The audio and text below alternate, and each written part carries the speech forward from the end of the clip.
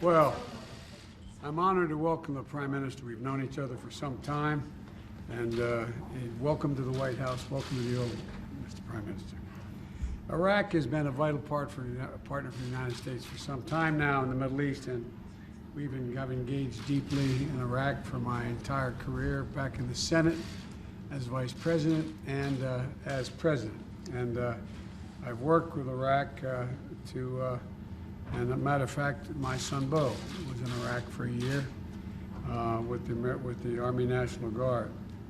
And the sacrifices that so many have made to build the U.S.-Iraq partnership has been real, and it's consequential. And my administration is committed to strengthening that partnership, Mr. Prime Minister. And the U.S.-Iraqi strategic dialogue is about commitments that expand our cooperations on issues like healthcare, climate, energy. For a matter of fact, I want to tell you, I was told you that 500,000 doses of COVID vaccine we're sending. You were told they wouldn't come for a while. They'll be there in a couple weeks. Thank you. They'll be there quickly. You know, we support strengthening Iraq's democracy, and we're anxious to make sure the election goes forward in October. And we're also committed to our security cooperation. Our shared fight against ISIS is critical for the stability of the region, and our counterterrorism cooperation will continue even as we shift to this new phase we're going to be talking about. I'm looking forward to consulting with the Prime Minister today. We have a lot to talk about. He's been a good friend, and I'm anxious to get going.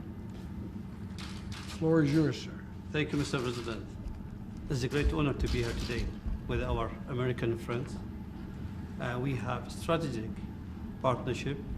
I'm happy here in Washington to discuss the future of our relation and how to prove this relation between our two countries. American, they help Iraq. Together we fight and defeat ISIS. And I'd like to thank the American people on behalf of all Iraqi people. Mr. President, I thank you for all the blood and treasure the American has given for a free and democratic Iraq. Today our relation is stronger than ever. Our partnership exists for economy, the environment, health, education, culture, and more. I'm looking forward to work with you, Mr. President, to bring our two countries more closer for benefit of Iraq and United States. God bless our two countries. Thank you, Mr. President. Thank you. Thank you, folks. Mr. President, Veterans Affairs is going to have a vaccine mandate. Mr. President, Veterans Affairs. Whoa, hang on a second. If you want to talk about Iraq, ask me a question about Iraq. Yes, Mr. President. How many troops would you like to see in Iraq by the end of this year, and how does the relationship changes, considering this is the last strategic dialogue that you have with Iraq and the Prime Minister? This most recent dialogue you mean? Well, we've been talking a lot. Our foreign ministers, our cabinet members have been talking. We're looking forward to seeing an election in October. We're working very hard with the Iraqi government to make sure the UN and the GCC we have oversight that these are full and fair elections.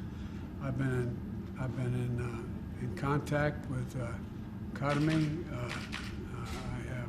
Anyway, I think things are going well. Our role in Iraq will be as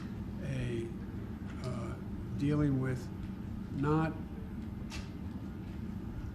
it's just to be available to continue to train, to assist, to help, and to deal with ISIS as it arrives. But we are not going to be by the end of the year in a combat mission. Mr. President, Veterans Affairs is going to have a mandate. You are such a pain in the neck when I'm going to answer your question because we've known each other for so long. It has nothing to do with Iraq. I take that as a compliment, Mr.